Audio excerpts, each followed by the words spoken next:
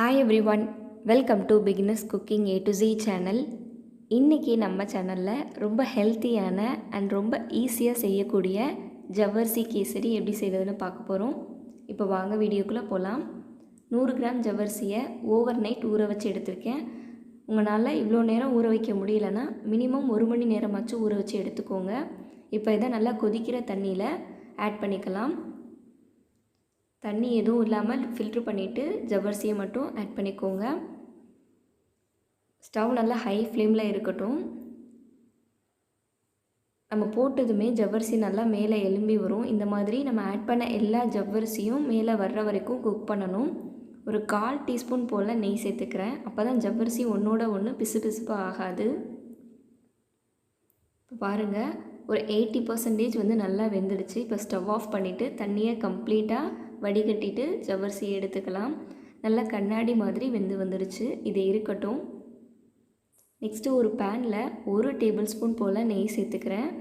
நெய் நல்லா உருகுனதும் 2 டீஸ்பூன் அளவு முந்திரி சேர்த்துக்கிறேன். ஸ்டவ் வந்து லோ ஃப்ளேம்லேயே இருக்கட்டும். முந்திரியோட கலர் வந்து லைட்டாக சேஞ்ச் ஆகிற வரைக்கும் வறுத்துக்கோங்க. கூடவே 2 டீஸ்பூன் அளவு திராட்சை சேர்த்துக்கிறேன். திராட்சை நல்லா பலூன் மாதிரி உப்பி வரட்டும். இப்போ வந்து நம்ம வேக வச்சு எடுத்து அந்த ஜவ்வரிசியை சேர்த்துக்கலாம். நம்ம நெய் சேர்த்தனால ஜவ்வரிசியை வேக வைக்கும்போது உங்களுக்கு ஒன்றோட ஒன்று பிசு பிசுப்பாக ஒட்டாமல் இருக்குது. நல்ல உதிரி உதிரியாக இருக்கும். திரும்ப வந்து நம்ம நெய்லே வந்து ரோஸ்ட் பண்ணுறனால டேஸ்ட் வந்து ரொம்ப சூப்பராக இருக்கும். இப்போ ஒரு தடவை நல்லா நெய்யோடு மிக்ஸ் பண்ணதுக்கப்புறம் சர்க்கரை சேர்த்துக்கலாம். நான் 100 கிராம் ஜவ்வரிசிக்கு 100 கிராம் வந்து நாட்டு சர்க்கரை சேர்த்துக்கிறேன். நாட்டு சர்க்கரை அல்லது வெல்லம், இது ரெண்டில் எது வேணாலும் சேர்த்து செய்யுங்க. நம்ம எக்ஸ்ட்ரா கலருக்குன்னு எதுவுமே ஆட் பண்ண தேவையில்லை. கண்டிப்பாக ஒயிட் சுகரை அவாய்ட் பண்ணிவிட்டு இந்த மாதிரி நல்ல ஸ்வீட் ரெசிபி செஞ்சு சாப்பிடுங்க. ஜவ்வரிசி பாயசம் பிடிக்காதவங்க கூட இந்த கேசரியை ரொம்ப விரும்பி சாப்பிடுவாங்க.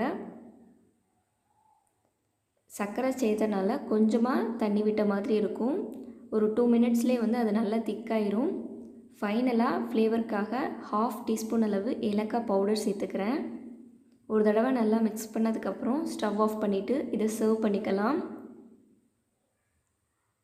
எந்த கலரும் ஆட் பண்ணாமல் ஒயிட் சுகரும் சேர்க்காமல் ஒரு ஹெல்த்தியான கேசரி ரெசிபி செஞ்சுருக்கோம். இதை கண்டிப்பாக ட்ரை பண்ணி பாருங்கள். இந்த வீடியோ பிடிச்சிருந்தா ஒரு லைக் பண்ணுங்கள். இந்த வீடியோவை உங்கள் ஃப்ரெண்ட்ஸ் அண்ட் ஃபேமிலிஸ்க்கு ஷேர் பண்ணுங்கள்.